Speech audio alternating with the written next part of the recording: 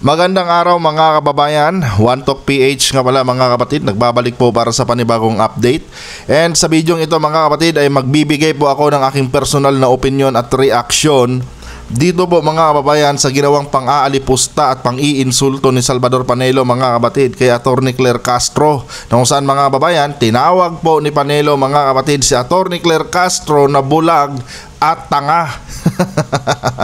Matapos mga kababayan matapos ang paninindigan ni Atty. Claire Castro mga kapatid dito sa issue ng pagdampot kay Digong na wala ngang nalabag mga kapatid na kung anumang batas ng Pilipinas itong administrasyon ni PBBM noong i-turn over niya mga babayan or pinayagan niyang damputin ng Interpol itong si Digong at dalhin doon sa ICC. Pero ewan ko ba mga babayan, itong si Panelo mga kapatid, hindi ko po alam kung siya po ba ay naiinggit sa posisyon ni Atty. Claire Castro mga kapatid o sadyang 80-80 lang talaga itong si Salvador Panelo, dahil makailang beses na po mga babayan pinaliwanag ng palasyo kung bakit nga ba ganon ang nangyari mga kapatid kay former President Duterte, kung bakit nga ba napunta sa dahig itong si former President Duterte. Pero itong si Panelo mga kapatid, hindi pa rin naiintindihan mga kababayan, Diyos ko po, abogado pa naman pero hindi pa rin naiintindihan mga kapatid yung buong proseso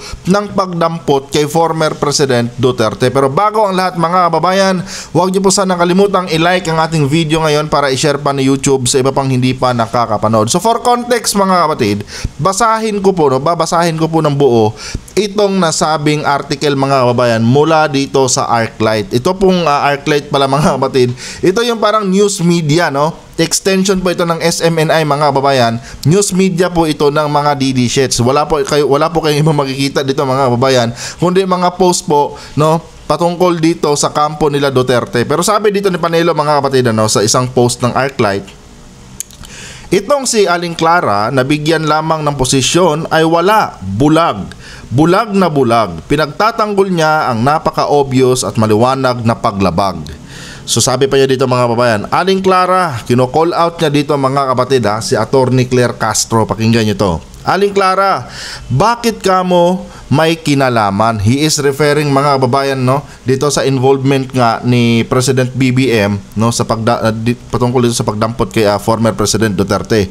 Aling Clara, bakit ka mo may kinalaman? Sapagkat isang mamamayang Pilipino ang isinuko mo sa isang dayuhang hukuman na wala namang jurisdiction dito sa ating bansa.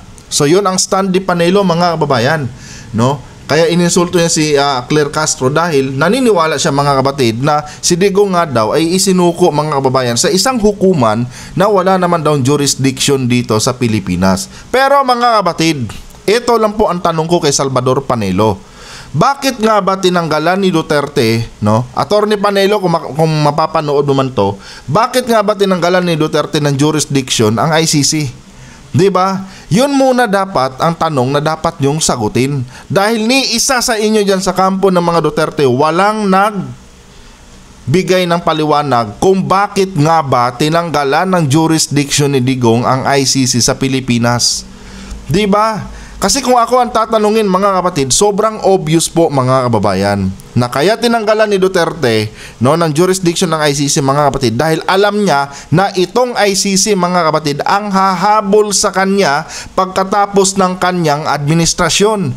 Dahil mga kababayan, kung dito lang sa Pilipinas mga kapatid talagang kayang tapalan ni Digong mga kababayan yung ating yung ating hustisya dito, dahil marami siyang kaalyado mga kapatid, marami siyang mga kabrad sa kanyang kinakaaniban na fraternity. Kaya nga lumapit sa ICC mga kababayan itong mga biktima dahil alam nila na wala silang hustisyang makukuha dito sa bansang Pilipinas kasi malakas ang impluwensya mga kapatid ni former President Duterte. Kaya dapat sagutin ni Panelo mga kababayan, dapat ipaliwanag ni Panelo kung bakit nga ba tinanggalan ni Digong ng jurisdiction ng ICC dito sa Pilipinas para maliwanagan ng mga Pilipino kung ano ang intensyon ni former President Duterte kung bakit niya tinanggal ang Pilipinas sa jurisdiction ng ICC. Ito pa mga kapatid, so kung walang jurisdiction, illegal ang ginagawa nilang pag-i-issue ng warrant of arrest. Hindi nga po illegal yon, Attorney Panelo.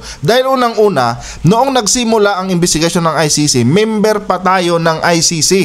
Di ba? Huwag mong i-mislead ang taong bayan, Attorney Panelo. Abogado ka pa naman pero mini-mislead mo ang taong bayan. Di ba? Nagsimula ang ICC mag-imbestiga, member pa ang Pilipinas.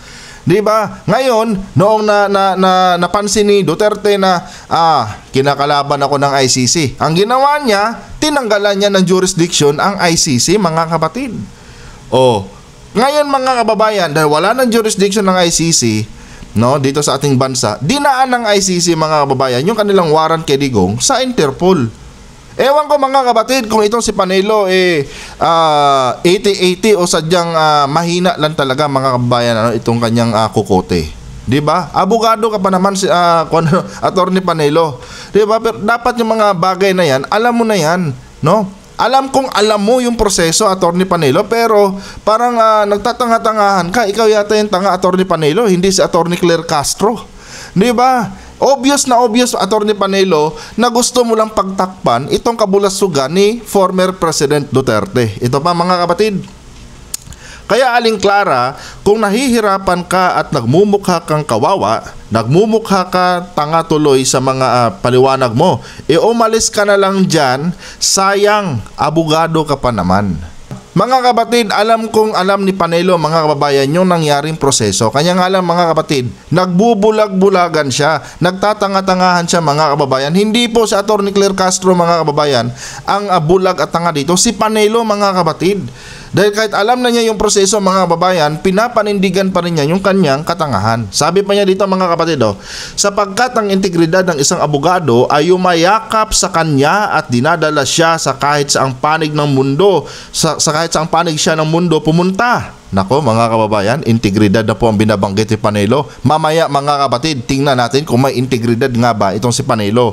Sabi pa niya dito, pag reputasyon mo bilang abogado ay masama, kahit saan ka pumunta, masama na yan. Wow, Attorney Panelo. Reputasyon ba, Attorney Panelo? Sino kaya sa inyong dalawa ni Attorney Claire Castro ang may reputasyon? Di ba? Si Attorney Claire Castro ba na naninindigan para sa hustisya ng mahigit 30,000 na biktima ni Duterte?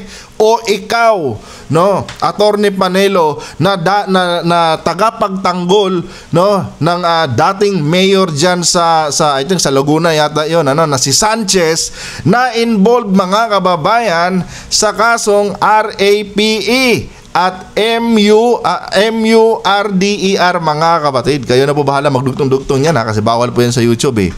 Di ba, mga kababayan? Sino ba ang may reputasyon sa dalawang ito, mga kapatid? Si Panelo ba, mga kababayan, na tagapagtanggol ng mga masasamang tao?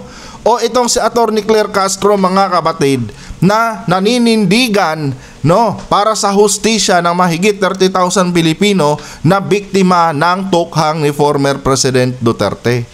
Di ba, mga kababayan? Hindi ko talaga maintindihan kung itong si Panelo, mga kapatid, 80-80 ba o sadyang mahina lang talaga, mga kababayan, itong kanyang kukote.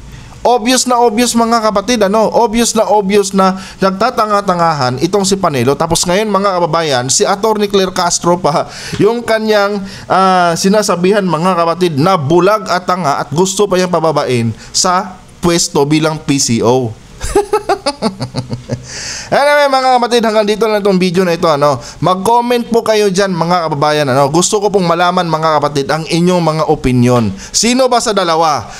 Sino po ba sa dalawa, mga kapatid, ang may reputasyon? Si Attorney Claire Castro ba, na naninindigan para sa hustisya ng mga biktima ni Duterte, o itong si Panelo, mga kababayan, na tagapagtanggol ng mga masasamang tao tulad ni Digong at ni Mayor Sanchez?